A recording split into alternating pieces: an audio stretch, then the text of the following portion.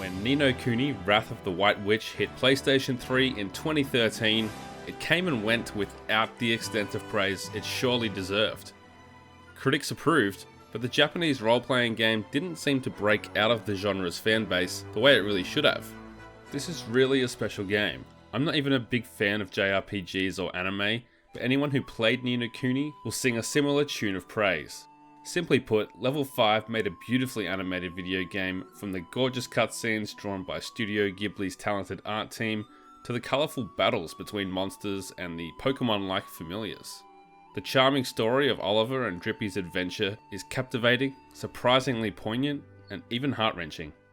Across two different realms, the environments are bright and full of wonderful beasts and kooky characters, with a spectacular soundtrack performed by the Tokyo Philharmonic Orchestra to bring it all together. The gameplay of Ni No Kuni offers my favourite hybrid of real-time and turn-based role-playing strategy, while a deep and thoughtful take on the Pokemon-influenced catch-and-train creature system strikes a perfect balance to keep things interesting and add to the story without getting in the way of its often dark themes. So in a world full of anime weebs and JRPG fans, why wasn't Ni No Kuni an even bigger hit? Some say it's because of the release date at the tail end of the PlayStation 3's life cycle, but January 2013 gave it a full 6 months on the market before Naughty Dog's The Last of Us, which sold 7 million copies in 12 months.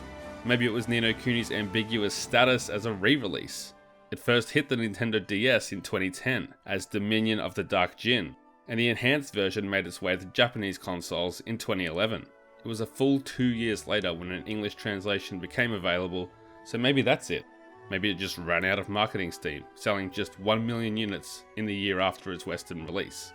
And I know that's still a decent amount of sales, but Ni No Kuni is truly one of the best games on the PlayStation 3 and absolutely the greatest JRPG on the console. Maybe that's the limited appeal of this style of game, I don't know.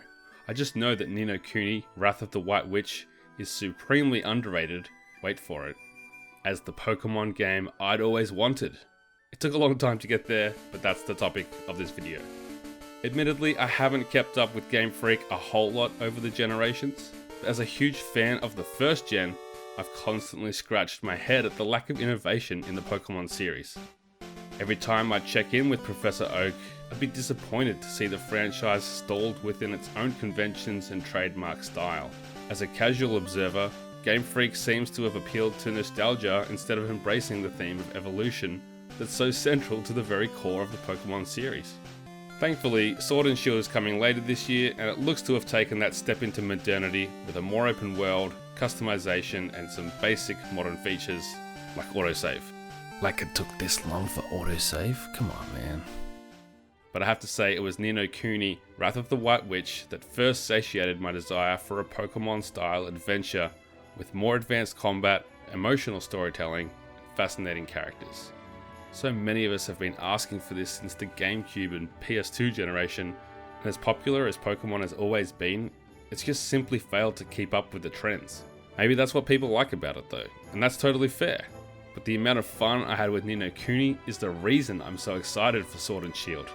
Now, with the release of a remastered version on PlayStation 4 and PC, we have the perfect opportunity to revisit this work of art, or to play it for the first time before you dive down the rabbit hole of a new Pokemon release.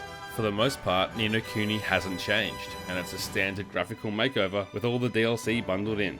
As much as the Ni No Kuni remaster is even more gorgeous than the original, at 1080p and 60 frames per second, Nintendo fans can pick up the PS3 version on the Switch if you really want to use this as a warm-up for Sword and Shield. I know last year some people gave a shot to the lesser Ni No Kuni sequel, Revenant Kingdom, but if you weren't completely blown away, trust me, it's worth going back to Ni No Kuni Wrath of the White Witch, and there's no better time to revisit this absolute gem of a JRPG.